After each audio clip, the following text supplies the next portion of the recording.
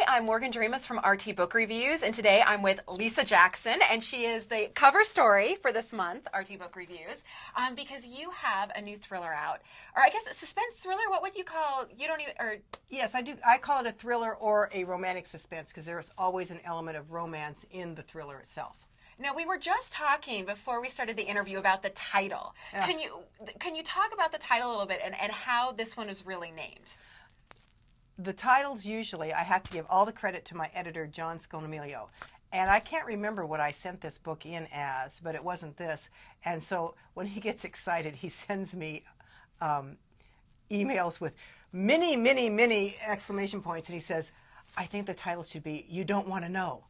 I said, You don't want to know? Okay. And I said to Nancy, that's my sister, John thinks you don't want to know. Oh, I like that. So that's exactly how it got that the one... sister seal of approval, who's Right. also a writer, so Correct. she knows. Yes, she does know. So You Don't Want to Know is it's one of those books where it's every mother's nightmare. Yes.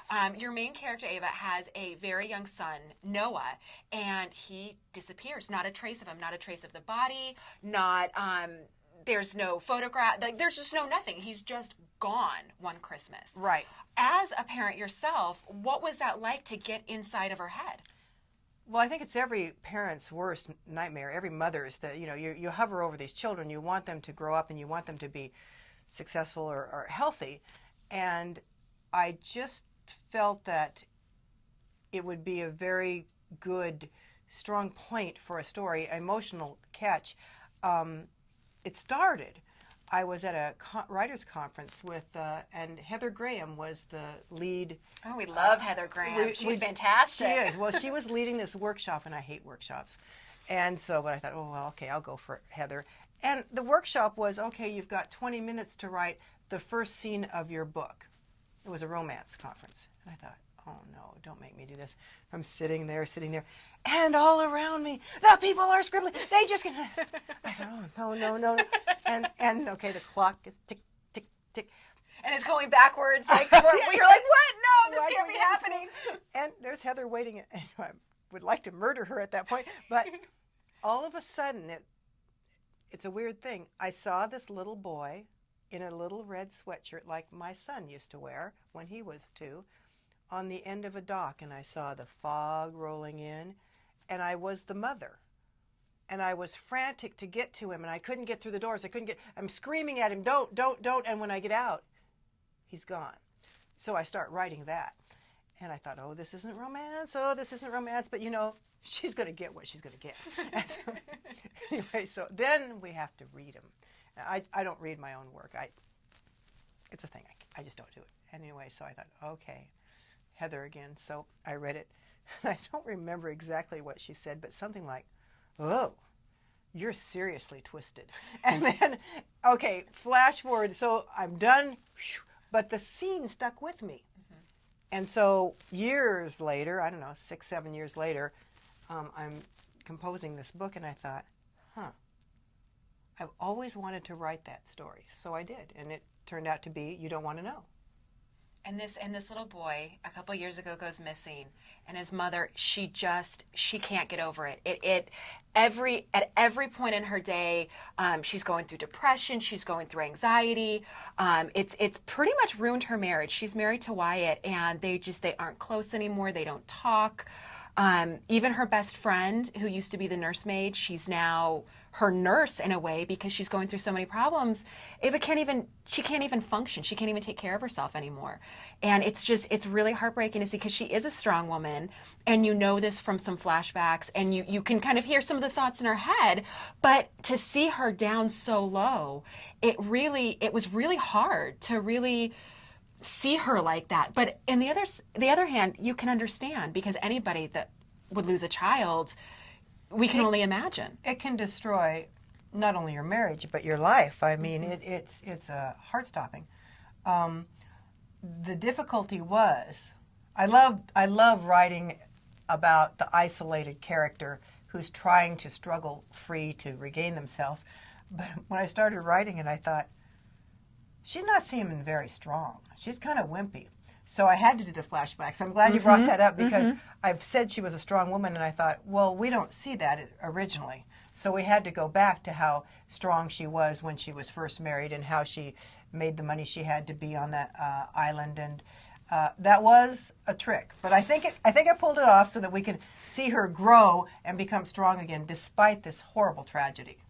Absolutely. And you talk about her being isolated and you talk about her son on a dock. I think it's really important, the setting of the story. Yes. You are on an island, and it's one that everyone on the island, she owns it. She's rather wealthy, and large house. And the only really people on the island are, she's got her husband and then a relation who is disabled. She's in a wheelchair, which is explained in the story.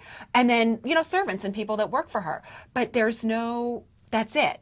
She's just kind of out there alone. Even to get to town to go shopping and stuff can be a hike. And it's a very spooky island. There's a lot of ghosts in a way on this island. And I think one of your characters even talks about how it's almost like a Hitchcock film, because you get that kind of spooky, and you really do get that. I'm glad to hear that, because that's exactly what I was going for. And I live in the Pacific Northwest, and a lot of times in the year, and I go visit the coast a lot, there's a lot of fog and stormy seas, and it has an ambiance to it that is very creepy, I think, or can be if you look at it that way. And so I wanted to set it in the Pacific Northwest, and my sister, Nancy Bush, says, not in Oregon, we've got the Wicked series. Okay, not in Oregon, not in Washington, but I thought, at the San Juan Islands are at the border of Washington and Canada, and they are still part of Washington State, but you can own, there are private islands, so I thought, that's where I'm going to go. I've been there many times, much younger, and so I wanted the island to also not be able to be reached by a bridge. So in the San Juans, you take the ferry system, so hence the ferry system in the book. And I think it's one of my favorite places in the world, but it can be very creepy, and that's what I was going for, the isolation. Absolutely. Now, what happens when the book starts out? It's been a few years since her son has gone missing. 2, I think, yes. 2 years. And so she's at a point in her life where she's kind of ready to move on, but of course he's still so much a part of her. But she's kind of almost made the decision to, what's next? Like, let's start thinking about what's next. But then she starts getting reminders of him, and not just little reminders. She starts seeing her son. She starts, she goes into her room, and his wet shoes are on the floor, like he's in the room with her. Like, this starts really, it gets to a point where her husband actually calls a psychiatrist in, because he's really afraid that she's kind of losing it a little bit. And so is she. She's afraid of it. She doesn't know whether she's paranoid, haunted, set up, or just imagining things. I guess that would be paranoid too. So yeah, she's sane enough to realize that when she brings it up, she's acting crazy. But yeah, she realizes, to the people on the outside, she realizes what she sounds like, but she's like, but that's what's happening. Like, I can't say it any other way. Right. Well, she's got a whacked family. There's just no doubt about that. Yeah, they're all a little off, and again, the island kind of leads to that, like, because they're all kind of insular. So even though they're all a little off, nobody can really say that they're off, because they're all in it together. It's like kind of one big loony bin on the island. That I wanted to create like this gorgeous prison for her, because the fabulous house, the servants. I wanted it to be something that from the outside you might envy. And then I wanted the island to have another creep factor, so I threw in the abandoned insane asylum, which is, I've been to Alcatraz a couple of times, and I thought, that was a society unto itself. The people, the guards, the kids, and so I wanted to integrate that, but I wanted it not to be in existence anymore, just like Alcatraz, so that it would have another haunted story. A serial murderer escaped. They never found him. I had a lot of fun with. I had a lot of fun with this book. Well, so she's trying to figure out, like, the suspense really comes from she's trying to figure out what's reality and what's not. Am I making this up in my head? Am I hallucinating? Are the drugs that I'm on from my psychiatrist causing me to have, is this a reaction to them? Is this a reaction to my grief? Or is it possible that Noah is still out there because we've never found his body? We don't have any clues.